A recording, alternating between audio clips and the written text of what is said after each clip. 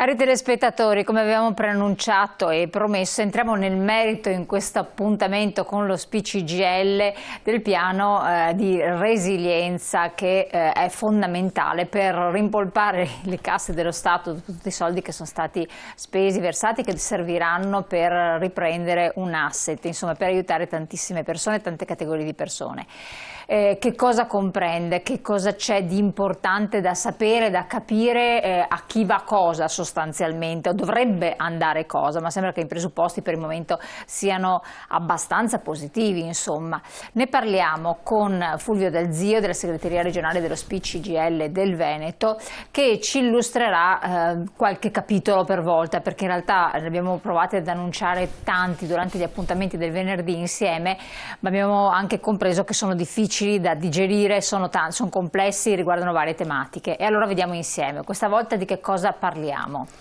Missione, perché si chiamano missioni, no? Sì, proviamo a entrare un po' più nel merito del provvedimento. Io illustrerò sostanzialmente le parti principali, perché il piano è corposo e meriterebbe una spiegazione attenta, non capitolo per capitolo, pagina per pagina, paragrafo per paragrafo, perché la materia, il provvedimento è molto, molto complesso.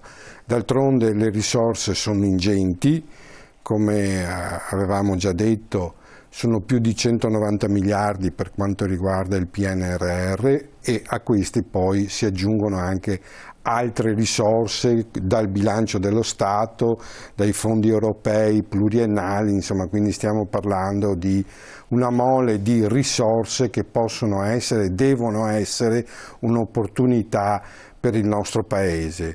L'Europa ha abbandonato le politiche di austerità che hanno appunto creato le difficoltà che abbiamo conosciuto, e il Consiglio europeo quindi ha approvato questo programma di investimenti in tutti i paesi europei, di cui tra l'altro l'Italia è il maggiore beneficiario, insomma. Quindi si è puntato su politiche espansive, e questo è positivo indubbiamente. Comunque, entrando un po' più nel merito, il PNRR è costituito da 6 missioni complessive. Oggi proviamo a entrare un po' più nel merito della prima e della seconda missione. Quindi la prima, quella in azzurrino che vediamo in alto, la seconda quella in verde. Digitalizzazione, innovazione, competitività, cultura e turismo. La seconda, rivoluzione verde, transizione ecologica, di cui tanto si è parlato. Sì, diciamo che questi due capitoli, queste due missioni, stiamo parlando di circa 100 miliardi di euro già in queste due missioni, quindi il piano è fatto da più di 190 miliardi, quindi più della metà sono si focalizzano su questi due missioni. Poi, quindi, la prima missione ha complessivamente 40,32 miliardi di euro. Poi il piano è suddiviso in componenti. La prima componente riguarda la digitalizzazione, l'innovazione e la sicurezza nella pubblica amministrazione, e stiamo parlando di 9,75 miliardi di euro. Poi c'è una seconda componente con 23,89 miliardi di euro, e riguarda la digitalizzazione, l'innovazione e la competitività nel sistema produttivo. La prima quindi la pubblica amministrazione, la seconda componente il sistema produttivo. E poi abbiamo una terza componente di 6,68 miliardi di euro per turismo e cultura. Quindi questa missione 40,32 miliardi di euro. L'obiettivo che si pone questa prima missione. Ripeto, guardate, io sto andando molto non nello specifico, do solo alcuni elementi per cercare di capire, insomma, nelle sue dinamiche generali questo del PNRR. L'obiettivo di questa prima missione è quella di ridurre i divari strutturali di competitività, produttività e digitalizzazione. L'altra volta appunto abbiamo detto che la pandemia ha accentuato questi divari di cui soffre l'Italia e che la pandemia ha aggravato per tutta l'Europa, ma l'Italia aveva anche il progresso, perché noi siamo quelli che crescono meno, siamo quelli che siamo con la più bassa competitività, insomma tutta una serie di dinamiche che sono conosciute. Quindi sostenere la transizione digitale del Paese per dare un impulso decisivo al rilancio della competitività e della produttività del sistema Paese. E inoltre è decisiva, l'obiettivo è che si pone questa missione, è la connettività per i cittadini, per le imprese e la pubblica amministrazione, insomma per tutti. Teniamo conto che lo sforzo di digitalizzazione riguarda trasversalmente anche tutte le altre missioni, insomma, e per dire quanto siamo indietro sulla digitalizzazione, noi siamo in Europa al 25° posto. Pensate, ce n'è da fare tantissimo. Ecco, se non ricordo male, per quanto riguarda la connettività, la copertura delle famiglie che sono connesse attraverso reti ultraveloci, in Italia è il 24%, la media UE dei 28 paesi dell'Unione Europea è del 60%, quindi c'è anche un divario nelle famiglie, insomma, che ma è sostanzialmente all'inizio, quando se ne parlava in astratto, sembrava che questi soldi venissero destinati per compensare le spese che siano state sostenute, no? E per aiutare certi ambiti. Invece quando si parla per esempio qua anche di connettività o di digitalizzazione, si fa un qualche cosa in più sostanzialmente. Certo, no? si pongono appunto, come dicevo, degli obiettivi, perché il Paese, per recuperare produttività, per recuperare competitività, la digitalizzazione del sistema Paese è fondamentale, insomma, altrimenti continuiamo a perpetuare ritardi che ci portano fuori da quelli che sono i paesi indubbiamente più competitivi. Negli ultimi 20 anni c'è stato, come dicevo, un forte calo di produttività, a differenza degli altri paesi europei. È uno dei fattori appunto il basso livello di investimenti in digitalizzazione e innovazione, soprattutto nelle piccole e medie imprese, che è un po' la struttura del nostro Paese. Per quanto riguarda poi le singole componenti, la prima, digitalizzazione, innovazione e sicurezza nella pubblica amministrazione per 9,75 miliardi, l'obiettivo è quello di trasformare in profondità la pubblica amministrazione attraverso una strategia centrata appunto sulla digitalizzazione. L'obiettivo è anche quello di far essere la pubblica amministrazione la migliore alleata dei cittadini e delle imprese. Mentre per quanto riguarda la componente 2, la digitalizzazione, l'innovazione e la competitività nel sistema produttivo, che come dicevo è pari a 23,89 miliardi di euro, l'obiettivo è quello di promuovere l'innovazione e la digitalizzazione del sistema produttivo. Dicevo prima che a noi paghiamo questa carenza per quanto riguarda il sistema Paese. C'è poi un obiettivo di supportare i settori ad alto contenuto tecnologico e ci sono previsti importanti investimenti per garantire la copertura di tutto il territorio con reti a banda ultralarga.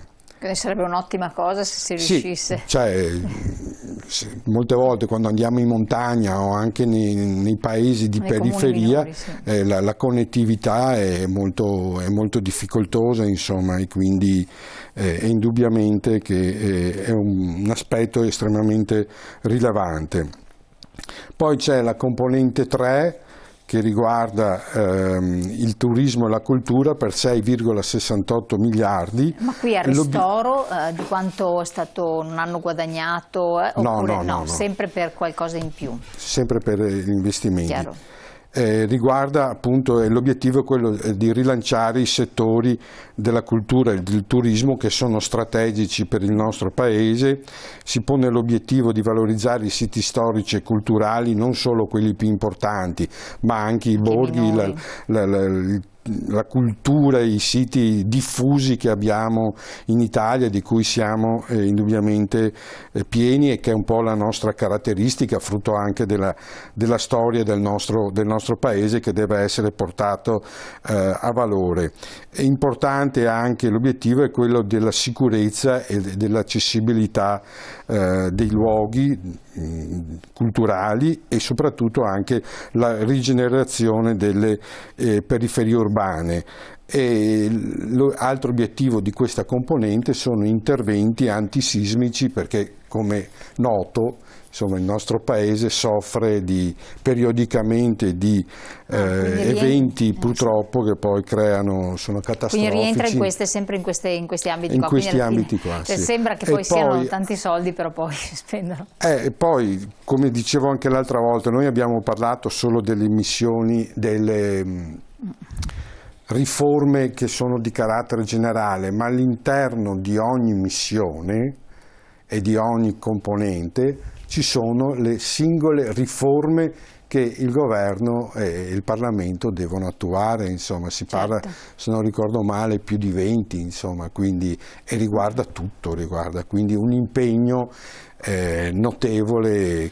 Voi siete, in che politicamente siete scettici? No, come lo vedete? Come dicevo, lo consideriamo una grande opportunità. Certo, ci sono aspetti che non ci convincono, nel senso che il rischio che noi paventiamo, e lo vediamo anche poi nella missione 2, è che adesso vediamo la missione 2, sì. Che tutti questi interventi, come dire, non generino occupazione stabile, non generino buona occupazione. Il piano deve essere completato entro il 2026, ma dopo il 2026 quello che si fa oggi deve rimanere, deve consolidare un sistema che altrimenti rischia di... Infatti il timore che noi abbiamo è che si favorisca molto l'importazione delle materie prime. Faccio un esempio, l'anno scorso sono stati immatricolati, se non sbaglio, più di 2000 autobus. L'Italia ne ha prodotti 138. Siccome c'è tutto un intervento sulla missione 2 che riguarda appunto i sistemi... Vediamo adesso lo slide sulla missione 2 che, appunto, che parla di... Il rischio che noi paventiamo è che l'Italia importi queste necessità, insomma questi mezzi, però dal punto di vista produttivo facciamo crescere gli altri paesi, insomma già una nostra caratteristica che è sempre più accentuata è quello di avere una struttura di componentistica per i grandi player che sono internazionali, per quanto riguarda l'Europa, soprattutto in Germania e in Francia, e noi abbiamo un ruolo subalterno. Questo dovrebbe essere l'occasione invece per acquisire un ruolo nostro, insomma, avere una capacità nostra di produrre che nel corso degli anni abbiamo perso, quindi non è solo una sfida nostra del sindacato, ma credo sia anche una sfida degli imprenditori italiani, insomma. Qui la vediamo, se c'è una classe imprenditoriale che fa gli interessi del paese, che non possono essere solo gli interessi dell'impresa in quanto tale, ma devono essere anche come dire, una funzione sociale dell'impresa, quindi occupazione, buona occupazione e far crescere il paese, cioè porre le fondamenta. Questo piano deve porre le fondamenta poi per uno sviluppo che sia duraturo, altrimenti il rischio è che finiti tutti questi incentivi, la cosa, questo è l'elemento che noi sottolineiamo sì, maggiormente. Poi ci sono altri aspetti che riguardano il welfare, tipo quello che si vuole eliminare le case di riposo. Allora, poi entreremo più nel merito. No, dopo entriamo, infatti questo, non solleviamo queste questioni che dopo saranno da discutere. Analizziamo la missione 2 un attimo per capire come si va ad articolare, la vedevamo appunto anche nella slide ed è anche interessante. Anche qui ci sono un bel po' di soldi, sono 69,8 miliardi di euro. 59,47. Forse è un errore, non lo so. Comunque okay. È 59,47, guardato questa okay. Prima di venire qui può darsi che ci sia un errore, chiedo scusa. No, nessun problema, tanto so sempre... il titolo è Rivoluzione Verde e Transizione Ecologica. Sì. 59,47 miliardi, ci sono 4 componenti. Sì. Ripeto, poi ogni componente al suo interno si articola per ulteriori capitoli fino al raggiungimento dell'importo complessivo. E ora c'è una prima componente di 5,27 miliardi di euro che riguarda l'economia circolare e l'agricoltura sostenibile. Una seconda componente pari a 23,78 miliardi di euro che riguarda l'energia rinnovabile, l'idrogeno, la rete e la mobilità sostenibile. Altri 15,36 nella terza componente per l'efficienza energetica e la riqualificazione degli edifici e infine la quarta componente con 15,06 miliardi di euro per la tutela del territorio e della risorsa idrica. Sì. L'obiettivo qui si parte dai cambiamenti climatici che sono in corso, insomma, che serve quindi una radicale transizione ecologica verso la completa neutralità climatica e lo sviluppo ambientale sostenibile per mitigare le minacce ai sistemi naturali e urbani. Abbattimento sostanziale quindi delle emissioni altrimenti altrimenti prima della fine del secolo avremmo un aumento della temperatura di circa 3-4 gradi. Quindi questa è un po' la condizione anche per riuscire a restare nei parametri che si era a suo tempo dato dall'Europa. Esatto, quindi o si fa questa transizione, questi cambiamenti che sono epocali, fondamentali, altrimenti ne va anche della nostra sopravvivenza. Ma già adesso comunque qualcosa è in atto, insomma adesso non entro, però la transizione è troppo lenta, insomma, quindi sì. Ci vuole un'accelerazione con interventi decisi. Quindi si punta ad una progressiva e completa decarbonizzazione del sistema e a rafforzare l'adozione di soluzioni di economia circolare. La prima componente, come dicevo, è pari a 5,27 miliardi e ha l'obiettivo di avere una piena sostenibilità ambientale, quindi migliorare la gestione dei rifiuti e dell'economia circolare. E infine sviluppare una filiera agricola alimentare smart e sostenibile. Questo è importante. Questa è la prima componente. La seconda componente si pone l'obiettivo di una completa decarbonizzazione attraverso un'ulteriore fase di favorire le fonti per l'energia rinnovabile e soprattutto puntare all'idrogeno. Qui è quello che si diceva prima, cioè portavo l'esempio prima degli autobus, perché avere la completa decarbonizzazione ci vogliono mezzi come dire, a impatto zero, insomma, e quindi produzione anche di reti collettive, mezzi tipo il metrobus. Efficienti. E invece poi si parla di energia, di efficienza energetica e riqualificazione degli edifici, che potrebbe essere il discorso del nostro bonus 110% che sta incentivando, soltanto che qui sono staziati proprio dei soldi. Stiamo parlando di 15,36 miliardi di euro, questa è la terza componente. Si parla, qui l'obiettivo è quello di migliorare in maniera drastica e avere un efficientamento energetico degli edifici sia privati e pubblici. Chiaro. Teniamo presente che i nostri edifici pubblici, per il 60% hanno un'età superiore ai 45 anni, insomma, quindi a basso. A suo tempo si era parlato anche delle scuole. Esatto, le scuole, come tutti gli uffici pubblici, gli ospedali, eccetera. Infine, la quarta componente, che è pari a 15,06 miliardi, per la tutela del territorio e della risorsa idrica, quindi mitigazione dei rischi idrogeologici, quindi il discorso che si faceva prima, insomma, non passa anno, insomma, che purtroppo una bomba d'acqua o un evento atmosferico. Le conseguenze sono devastanti, esatto. Quindi bisogna intervenire. Quindi l'obiettivo è quello dell'eliminazione dell'inquinamento delle acque e del terreno e, come dire, intervenire anche sulle reti idriche per aumentare la disponibilità appunto delle risorse. Questo è in linea di massima, insomma, ripeto, in maniera molto fluida, insomma, non particolarmente addentro, ma insomma tanto per dare un'idea dei capitoli di spesa. Insomma, no, sono tutti quanti molto interessanti. Dopo si tratta della loro attuazione pratica a livello del nostro paese e lì bisogna vedere cosa si riesce a fare obiettivamente. Ma questa è la sfida.